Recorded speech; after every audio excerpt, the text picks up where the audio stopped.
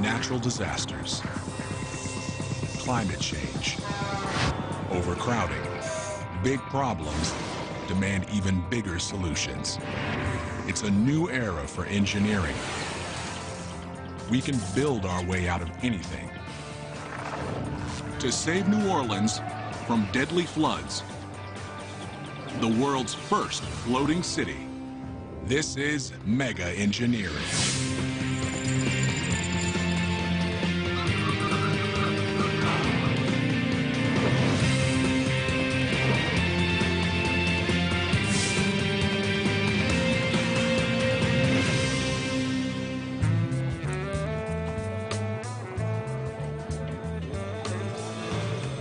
And it wouldn't be New Orleans if we didn't have a French Quarter.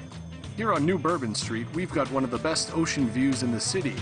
Actually, it's all ocean views in this city.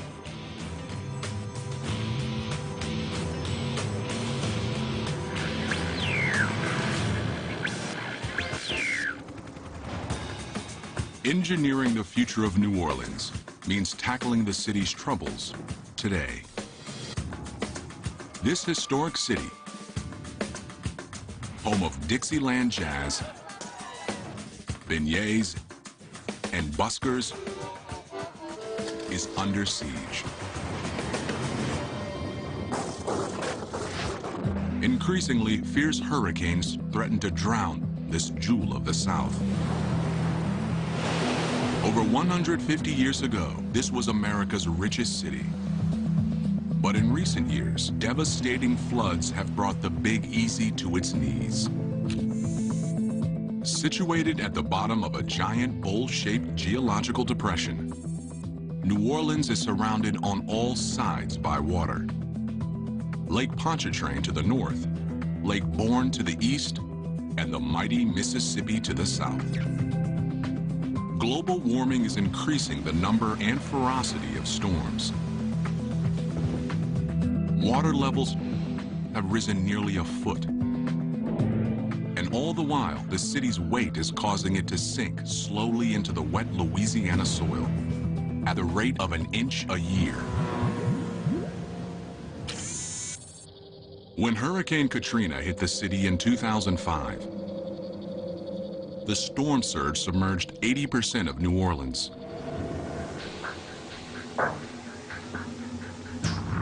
200,000 people were left homeless, and 1,500 people lost their lives. The price tag for the damage was over $80 billion. Nearly 4 years later, New Orleans is still picking up the pieces and trying to answer one burning question. Can the city be saved? Over 160,000 citizens who evacuated during Katrina have never returned. But what if this broken community could be rebuilt with a radical engineering solution that would place the city above the water forever? That's the hope among the owners of new houses like these who refuse to give up. Located in the lower 9th Ward, the worst hit part of the city, each house stands higher than Katrina's 8-foot floodline.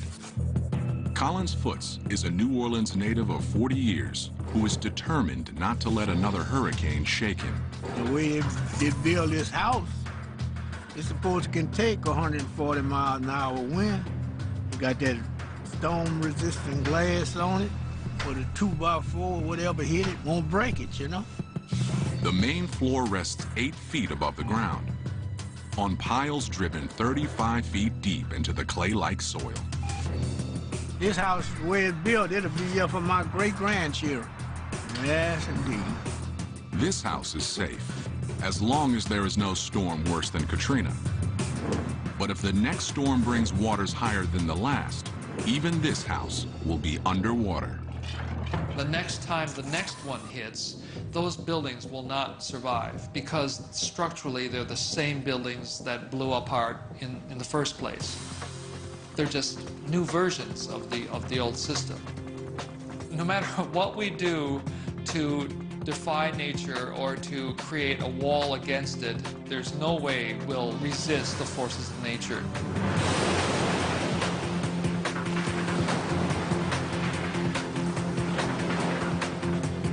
So rather than fight the inevitable, some engineers are proposing an audacious new plan. Float the entire city. By cutting the cord with land, homeowners will always remain high and dry. And there are financial advantages. Collins Foot's house requires costly support piles driven deep into Louisiana's wet clay soil, as well as expensive storm-resistant glass and wood. Neither would be required in a new New Orleans, floating offshore from the old city, rising and falling with the water, no longer drowning beneath it. So in a way, we're asking nature, can we borrow the water and try this experiment with the hope that the conclusion of the experiment will make our relationship with nature that much better globally? It's not as crazy as it sounds. Technology has recently caught up to the idea. Advances in material science, nautical design, and maritime construction make a floating city possible. Can you build it? Yes, you can. Whatever it is, yes, you can build it. It's not a question of whether you can do it, it's a question of how you do it. For a floating New Orleans to succeed, it has to do one thing the old city couldn't. Survive a killer hurricane. To do that, designers will need to study Hurricane Katrina and the engineering failures that ensued. Until we learn the lessons from nature, we will continue to have buildings and environments that are devastated by natural disasters. And New Orleans is a perfect example of that.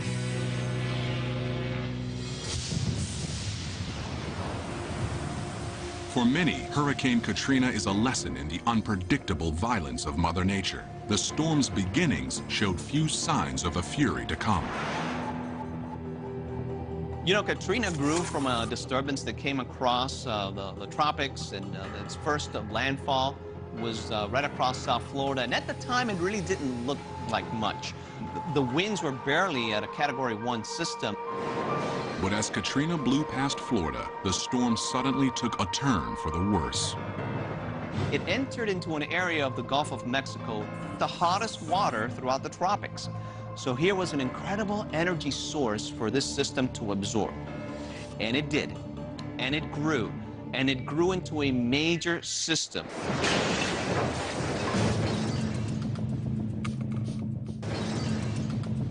As the hurricane bore down on New Orleans, an evacuation call was made. Many fled, but others assumed the city's defenses, levees, flood walls, and canals would shield them as they had in previous storms. But this time was different. New Orleans could have survived Katrina's wind and rain, but it was Katrina's 30-foot-high storm surge that overwhelmed the city.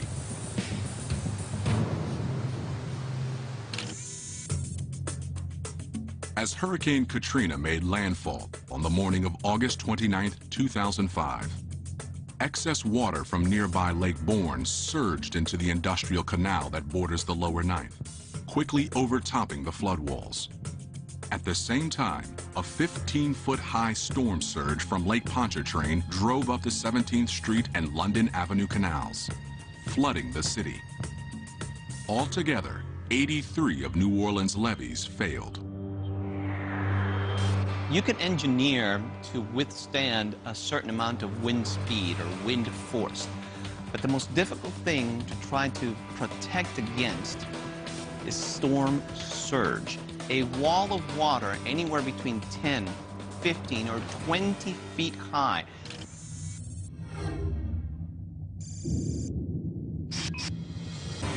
Oh, it was devastated after the storm, man. You couldn't even get in here. Never seen nothing like it. My house, it was pushed off the blocks, but it didn't tear them up. And the rest of them was gone. You didn't know what wasn't what, you know? Hope I don't have to go through nothing like that no more. Experts say a floating New Orleans would be the most effective way to neutralize the threat of storm surges.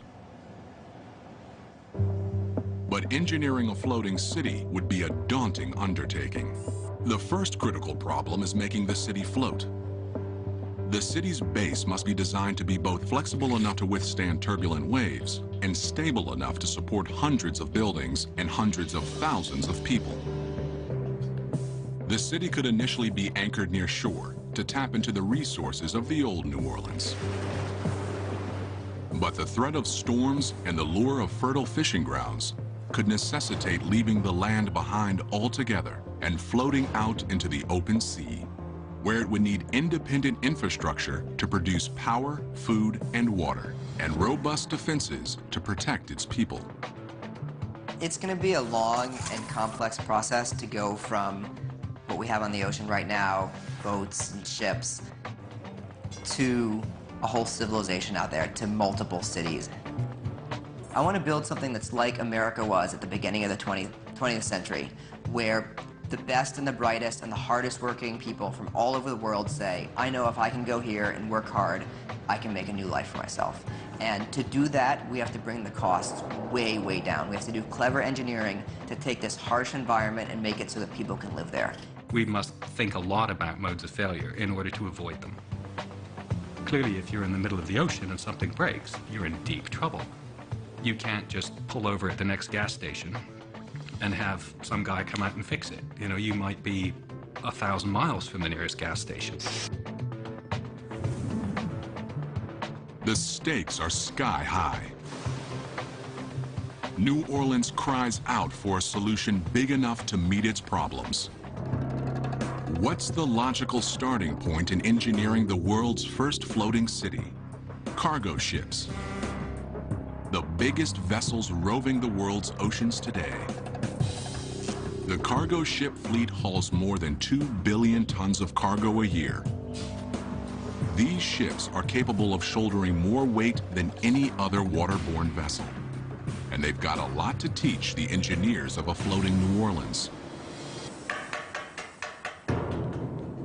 Here at NASSCO Shipyard in San Diego, this 300,000-gallon supertanker is just a few months from completion.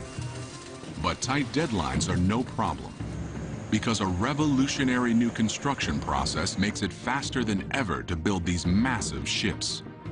Instead of building piece by piece, this ship is being constructed out of huge modules called grand blocks.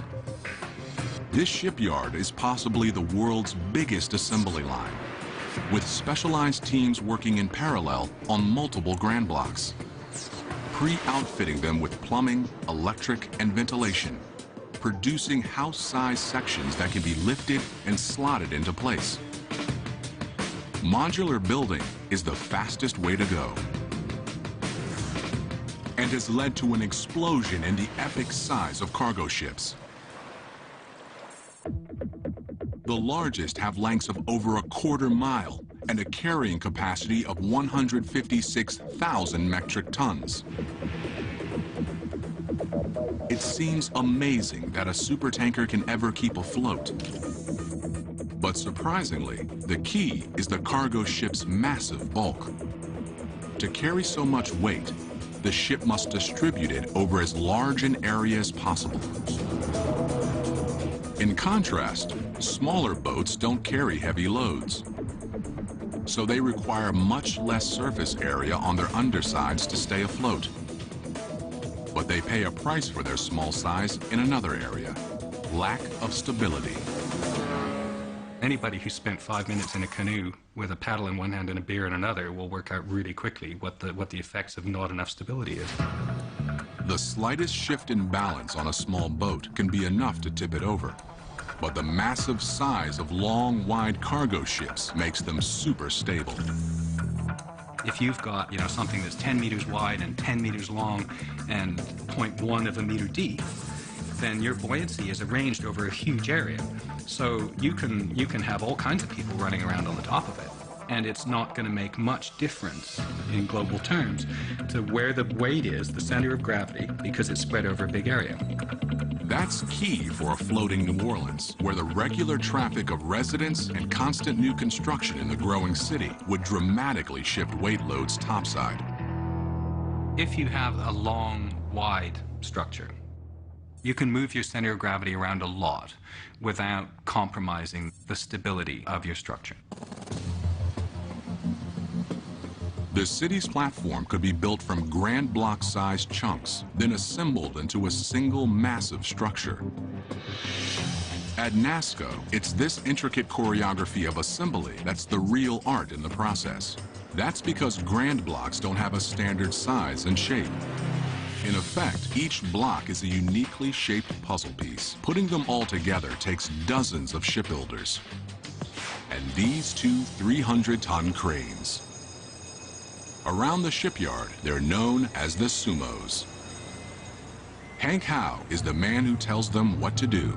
My name is Hank Howe, and I'm the superintendent of rigging here at National Steel and Shipbuilding. I run all the cranes and I'm responsible for all the major block movements. Today, Hank is preparing for a critical lift, picking up and dropping this diesel engine into a 20 by 30-foot hole in the ship's stern. It's the heart of the entire ship, but only 8 ropes are needed to lift it. They're made from Kevlar, the same material used in bulletproof vests. Each rope can hold 50 tons. Hey, good morning. We've taken the stands off, so the weight should drop a little bit. So it'll be somewhere in the 260 to 275 range.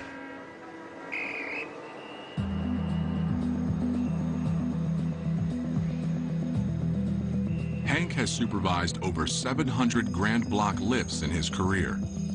He says each lift is a unique puzzle, since every block is shaped and outfitted differently than its neighbor.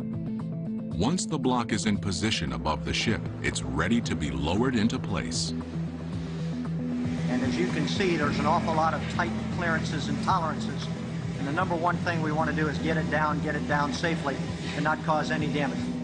Hank and his team work with the crane operator 17 stories above them, nudging the 280-ton engine back and forth by millimeters, finessing it into place. Finally, Hank gives the word, and the engine settles onto its mount. My boss, when I first started working here, they said that shipbuilding is the 3 Ds. It's dirty, dangerous, and it's demanding. And in this particular case, I want to make sure that we don't ever look back on it and say we should have done something differently, either because we hurt somebody or because we damaged something. So I've got one of my guys that has on his helmet, it says chess, not checkers. And that's what we're trying to do.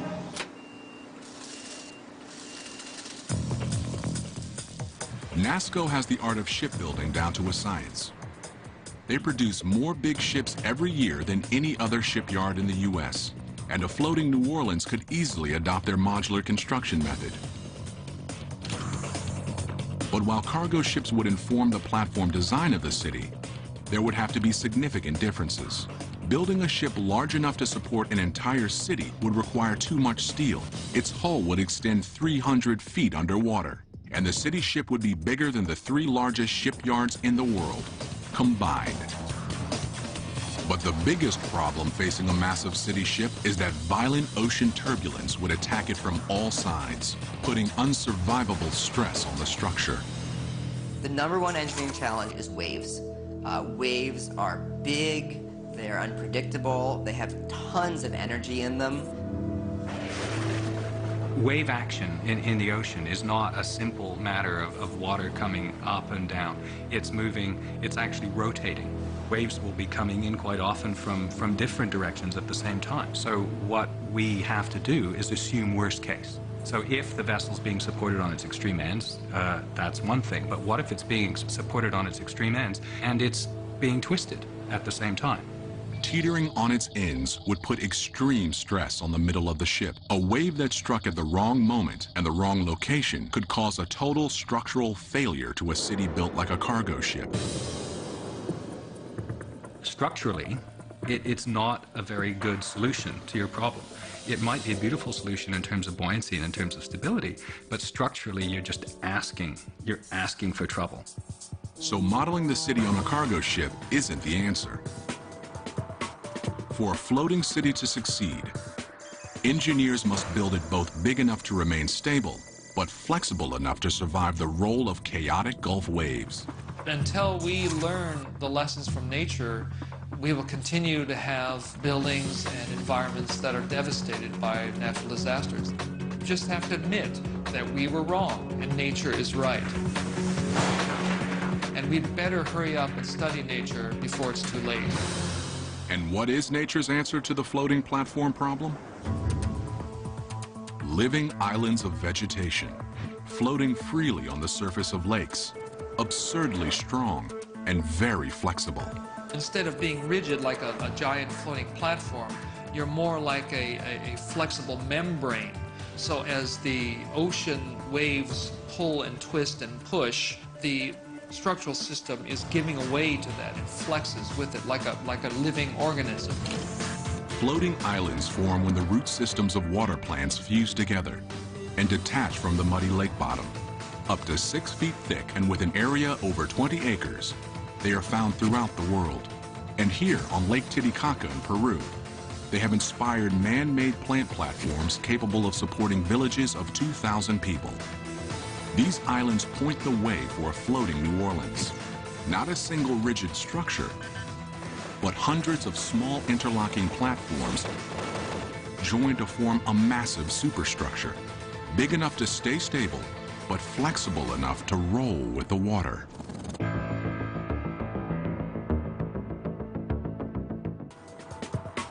For a floating city to succeed, engineers must build it both big enough to remain stable, but flexible enough to survive the role of chaotic Gulf waves. You're not considering one monumental platform that then has to deal with whatever the nature and the sea is throwing at it. Now what we're talking about many smaller things that can be connected flexibly so that they can move up and down relative to each other, and if the big wave comes through, it allows the whole thing to move up and over the wave. And that's the secret. That's the way nature would create a giant structure like that.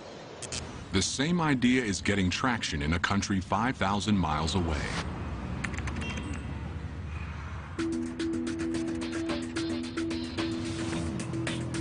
Like New Orleans, the Netherlands has battled the sea for centuries. It lies below sea level and is protected by dikes, high flood walls similar to levees. But sea levels are rising, creating what the Dutch call new water, expanding lakes on Amsterdam's edges that strangle growth and threaten to put the city underwater. This has led to a radical new solution.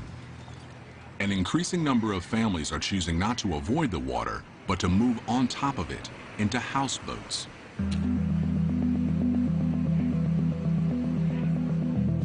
It's the only way to guarantee that your house will stay above water, and a cheap alternative in a city where new water is making land more and more expensive. But houseboats aren't perfect. They're too small and lightweight to be truly stable. And if there's any turbulence at all, they are simply too risky.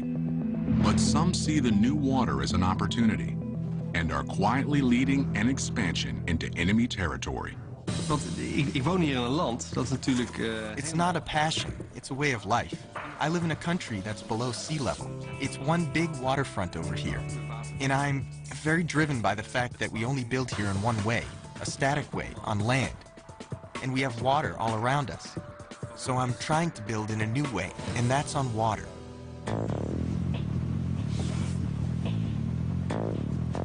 This is Cohn's shot across the bow in the floating city revolution. A 2-story house where the first floor actually sits below the waterline. It's a design never before attempted in traditional houseboats, made possible by an innovative hull design.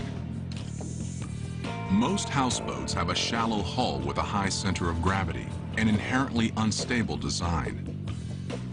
But Cohn's house utilizes a deep hull that dramatically lowers the center of gravity. Additionally, a ring of dense concrete around the edge of the hull helps distribute the load across the entire floating house. It means the structure is much less sensitive to waves than a traditional houseboat would be, yet still moves up and down with minor fluctuations in water levels. In the new New Orleans, deeper platforms under taller buildings would stabilize them, and ringing platforms with concrete would neutralize the shifting weights of the working city above. For Cone, individual houses are only the beginning.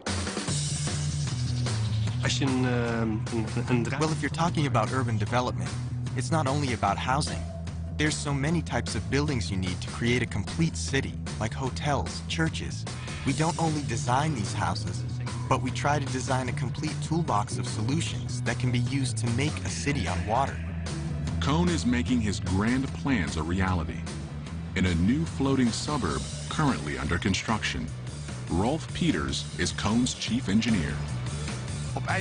This development, for 300 houses in total, is the first and biggest development in floating houses in the world. So in this case, we have a lot of engineers and utility managers to have the best quality of floating houses, so we'll be ready for the future to have even bigger developments possible. Expansions like this are possible because the floating houses are cheaper to build than land-based houses. For one thing, they don't require driving piles 35 feet into the ground, like the raised houses in New Orleans. Als je hier in Nederland kijkt, building on water is much easier than building on land. Holland is just one big swamp. It means all the soil is very soft, and building here takes a lot of effort by making all these piles into the ground. And then, even after 10 years, your house can start to go a little bit out of balance. On water, you only have to build a floating foundation. And if you can build a foundation a little bit larger than a houseboat, then you have a very stable platform on which you can build just about any house you'd like. Houses can be built quickly indoors and then floated into place. Here at ABC Arkenbouw, just outside Amsterdam, 22 floating houses are under construction. Each house begins in one of the factory's 10 working bays, called dry docks. As the underwater concrete hull is finished, construction begins on the house above, essentially fusing house and platform, making them strong and inseparable. Once finished, the house is floated out of the factory and into place. At 4 months a house, within 5 years, all 300 houses in Amsterdam will be finished, and the efficiencies of this production model would be even more pronounced in New Orleans.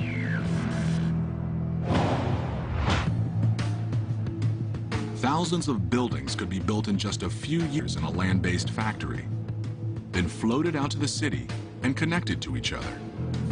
Standardized platforms fused with pre-built buildings mean the city would grow faster, expanding exponentially in all directions. And residents would be able to move into their ready-made floating homes immediately. After disasters, as we've seen after Katrina, people are more willing to accept new technology. These things will only be accepted after a big disaster. A floating New Orleans just offshore is within reach, but engineers want to go further and cut the cord from land entirely. That means finding a self-sustaining way to provide food, water, and electricity to the city's 300,000 people. No easy task, but not impossible. Since it floats, it could be possible for the entire city to change location at will. But while a mobile New Orleans presents new opportunities, it also presents sustainability challenges. Near land, New Orleans would be able to tap into the utility grid of the old city.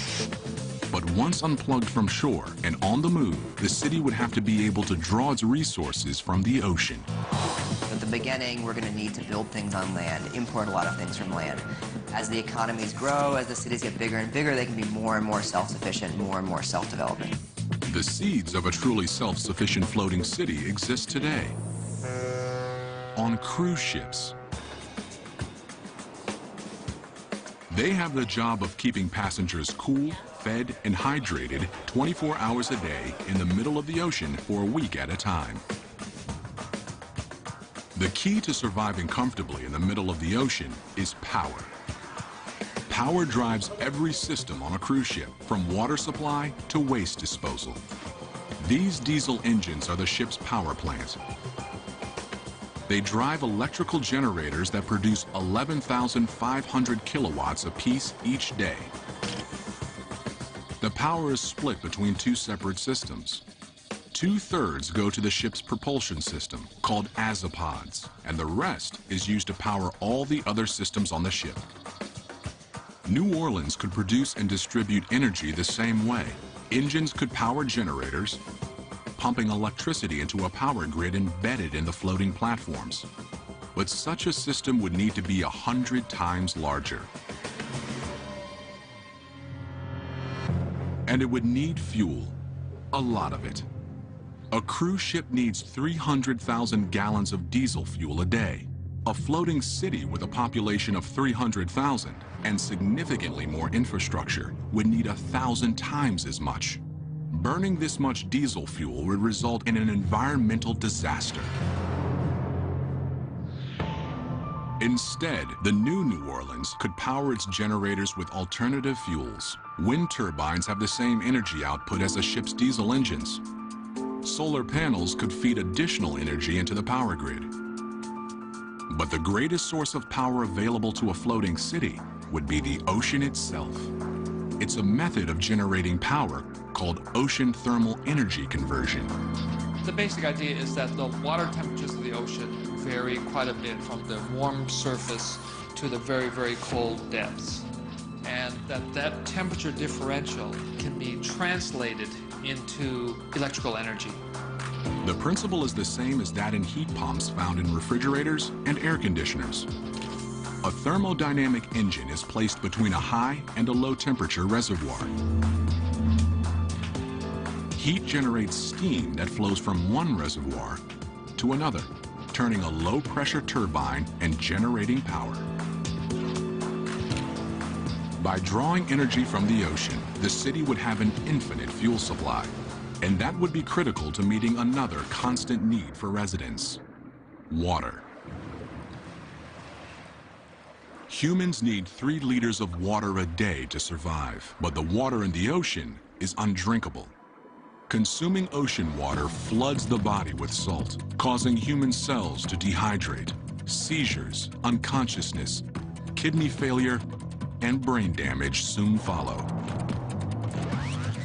This cruise ship runs the ocean water through an engineering gauntlet, essentially stripping out the salt. 260,000 gallons of water are sucked into the ship each day and piped into the desalinization tank. This filters the water, decreasing the salt content by 3,500%. But it also takes out essential minerals that the body needs. So a mineralizing machine puts them back in. Then the water is sterilized and stored in these 500,000 gallon tanks. The floating city could make its water the same way. But the infrastructure would need to be scaled up by 100-fold to process nearly 30 million gallons of water a day. But while a cruise ship can turn salt water into drinking water, salt water is useless for agriculture. A cruise ship is completely dependent on land for food. A week-long voyage requires 770 tons of it, including 51,000 pounds of beef, 106,000 pounds of chicken, and 115,000 heads of lettuce. This land-to-ship supply chain is fine for short-duration journeys, but a floating city could conceivably need to be self-sufficient for much longer stretches of time. Unshackled from shore, the floating New Orleans would be free to mine a great new resource: the ocean itself. Fruits and vegetables genetically altered to thrive in salt water could be grown in rooftop gardens. New Orleans' fishing and shrimping community would flourish again in open waters far offshore. A mobile New Orleans could follow fish southward through the Gulf. I really do see the ocean as a place for freedom. Part of it is that it's the last unclaimed frontier. All land is claimed right now. Every rock above water at high tide is claimed because it extends fishing and oil rights for some country. So the ocean is really, as some people have said, the last free place on Earth. As the city moved away from shore, it would still need a means of resupplying essential goods. But the Gulf of Mexico is volatile, especially during the stormy summer months. And in emergencies, relying on supplies from slow-moving ships isn't ideal. If there's a weather situation that prevents supply ships from bringing in reinforcements or food and things like that, that can be a very difficult time for people on the water. The city would need a lifeline in tough times. And these could be the engineering answer New Orleans is looking for. These could be the engineering answer New Orleans is looking for. They're called unmanned surface vessels, or USVs for short. The high seas are lawless.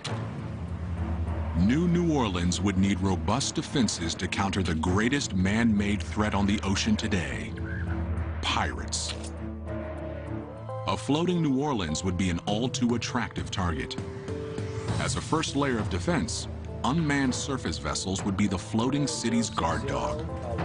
In a floating city concept, the unmanned surface vehicle offers the ability to put humans out of harm's way and provide a capability to know where the threat is and execute against that threat.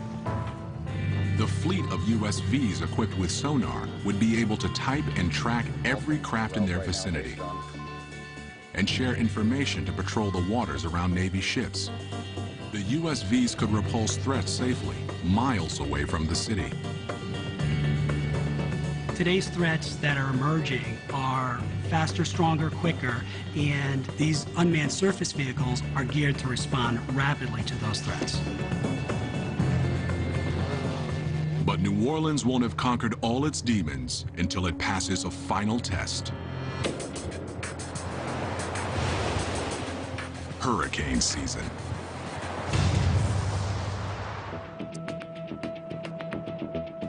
If New Orleans became a floating city, killer storms would test the ingenuity of its engineers and the faith of its residents, early and often.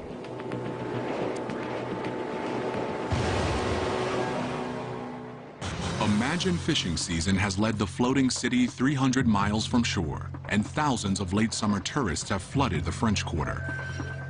2,000 miles away, a tropical depression is forming off the coast of South America. It's assigned a name: Lolita. Hurricane season has finally begun.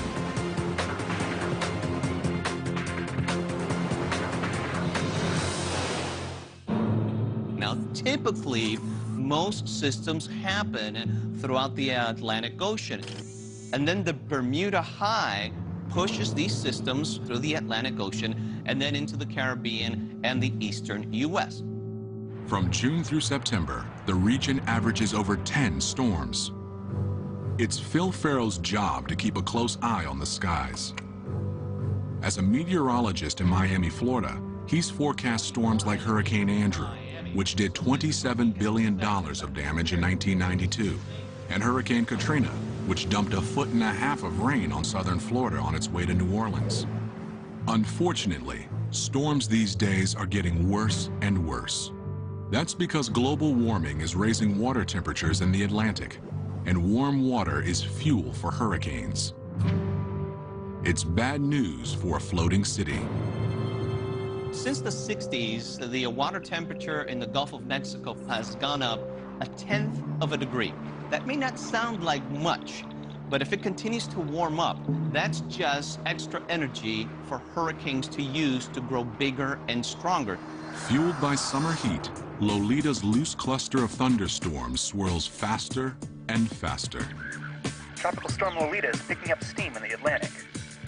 We're going to keep an eye on this one and keep you updated as the situation changes.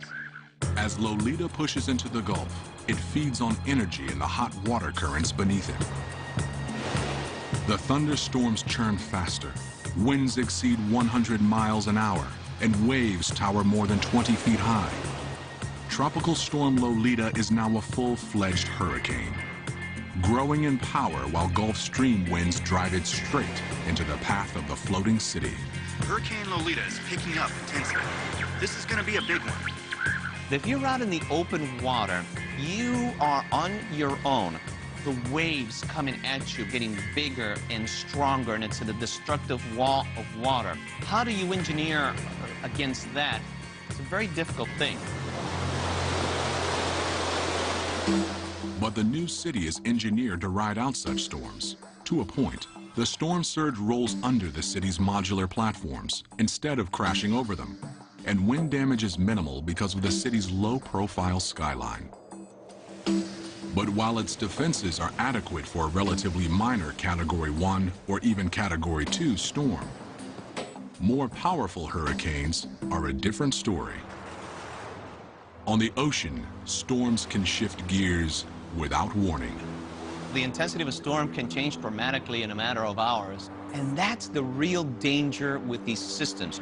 You can prepare for their arrival, it's just very difficult to prepare for their fury. In the old New Orleans, citizens handled hurricanes by fleeing. Mandatory evacuations during Katrina saved many, but not all. Floating city planners aren't willing to take their chances this time. There is no reason to meet one of these monsters head-on, because you're always going to lose. No matter how well-designed you think it is, no matter how strong you think the structure is, get out of the way. Winds are picking up to 140 miles an hour. The storm surge looks like it could be extremely dangerous. We could be staring another Katrina in the face. Evacuating 300,000 people via rescue ships or unmanned surface vessels would be unrealistic in the middle of stormy seas. And even if it could be done, there might be no land close enough to evacuate to. Some have proposed another solution. Instead of evacuating people, the entire city could be designed to get out of harm's way. It could be done with the help of a state-of-the-art propulsion technology called the Azipod. The Azipod is a combination propeller and rudder, capable of driving a ship in any direction and turning on a dime. An array of Azipods could be installed underneath the floating city, giving it maximum propulsion power and total freedom in any direction. But when facing a deadly Category 5, bearing down at 25 miles an hour, the city would have to move fast. Lolita's getting too big. The city's tall, heavy downtown modules could potentially be too cumbersome to move quickly. But downtown could be evacuated into residential modules that scattered before the storm.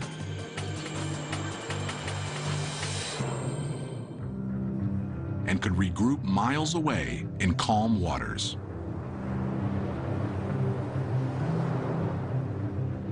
It's a project many say is impossible, even reckless. But a new New Orleans is not only possible, it may be essential. It's creating an experimental stage where we can take the most sensible technologies we have today and the most sensible social structures and say, okay, let's try this. A new New Orleans would be a beacon, drawing a scattered community back together and letting the proud city float above its troubles once and for all.